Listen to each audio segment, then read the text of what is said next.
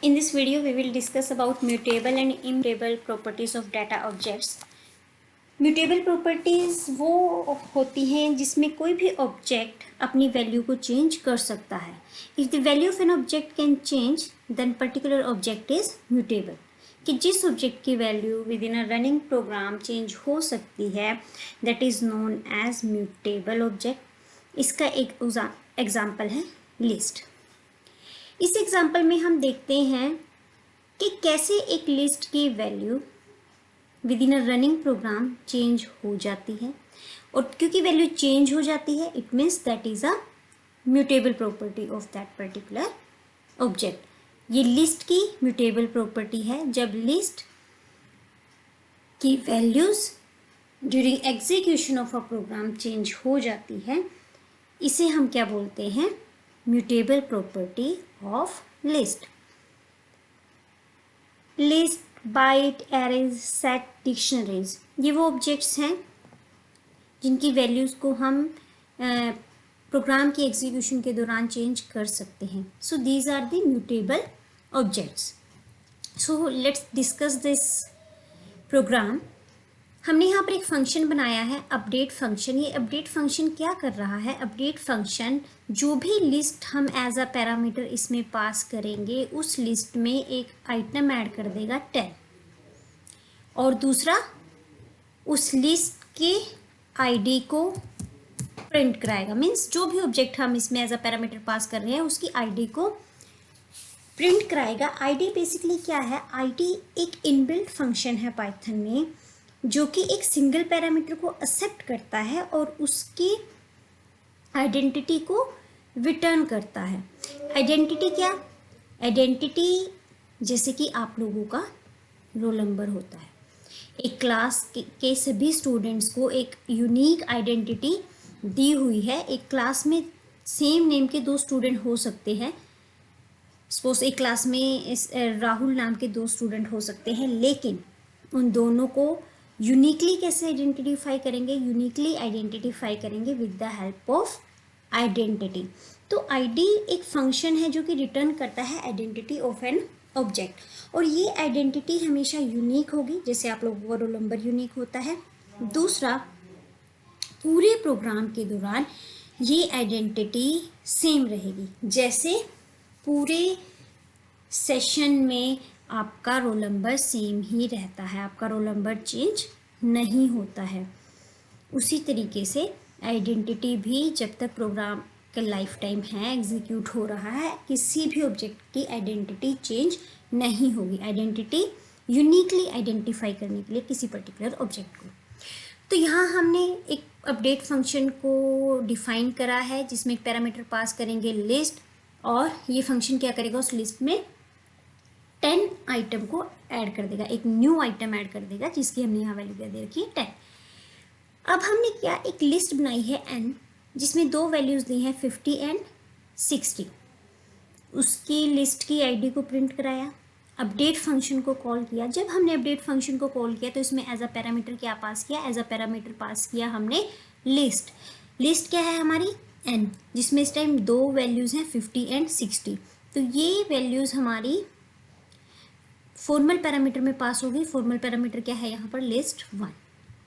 जब ये function call हुआ तो इस लिस्ट में 50 60 के साथ एक आइटम और ऐड हो गई 10. हमने लिस्ट की वैल्यूज़ को प्रिंट कराया एंड देन आईडी को प्रिंट कराया. अब देखिए जब प्रोग्राम को रन किया सबसे पहले क्या होगा? लिस्ट की आईडी प्रिंट होगी.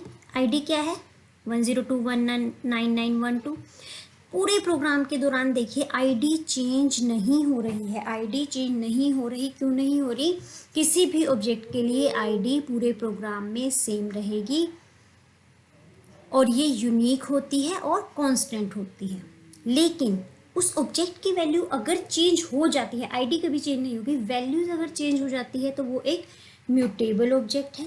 वैल्यूज़ अगर चेंज नहीं होती तो वो एक इम्यूटेबल ऑब्जेक्ट है. लिस्ट क्या है? लिस्ट एक म्यूटेबल ऑब्जेक्ट है जिसकी वैल्यूज़ चेंज हो जाती है. इसीलिए देखिए वैल्यू क्या थी? लिस्ट की वैल्यू क्या थी? 50 और 60. लेकिन अब क्या है? फंक्शन कॉल करने के बाद 10 ऐड हो गया और वैल्यू क्या है? 50 60 एंड 10. हम फंक्शन के कॉल होने से पहले एक बार लिस्ट की वैल्यू को प्रिंट कराते हैं। क्या होता है, अब देखिए हमने फंक्शन को कॉल करने से पहले जब लिस्ट की वैल्यू को प्रिंट कराया, सिर्फ क्या प्रिंट हो रहा है, 50 और 60। लेकिन फंक्शन कॉल होने के बाद, अपडेट फंक्शन कॉल होने के बाद लिस्ट में चेंजेस आ गए हैं। लिस्ट में क्या ऐड हो गया है, 10। अब जब हमने लिस्ट को प्रिंट कराया तो क्या प्रिंट हो रहा है, 50, 60 एंड 10। यहाँ पर भी हम 10 ऐड होने से पहले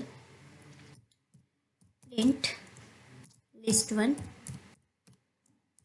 और एक बार पहले इतना रन कर लेते हैं। अब देखिए ये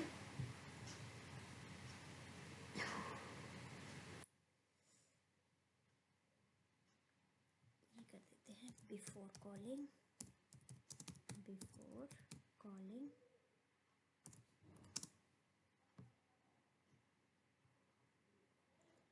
ये कर देते हैं इन फंक्शन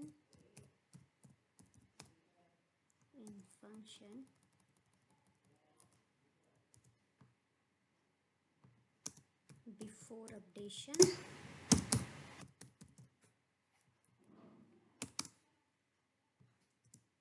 print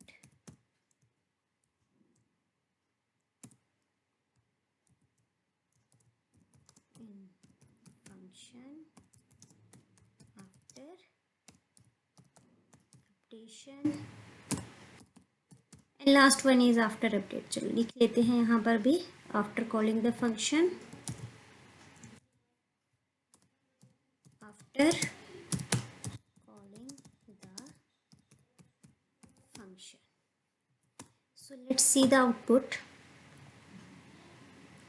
अब देखिए आउटपुट में देखते हैं, आईडी सेम है। रनिंग जब भी प्रोग्राम एग्जीक्यूट हो रहा है, पूरे एग्जीक्यूशन के टाइम, लाइफ टाइम के दौरान आईडी सेम है। लेकिन फंक्शन को कॉल करने से पहले लिस्ट की वैल्यू क्या है, 50, 60। फंक्शन के अंदर अपडेशन से पहले भी क्या है, 50, 60। After calling the function, line में गड़बड़ है, एक मिनट, अभी लिस्ट 1 है यहाँ पर, इसको बाद में। After calling the function 50, 60 and 10, यानी कि वैल्यूज चेंज हो गई हैं। देखिए फंक्शन को कॉल करने से पहले आउटपुट है 50, 60। फंक्शन में अपडेट से पहले भी 50, 60 है, और फंक्शन में अपडेट के बाद क्या है, 50, 60 एंड 10।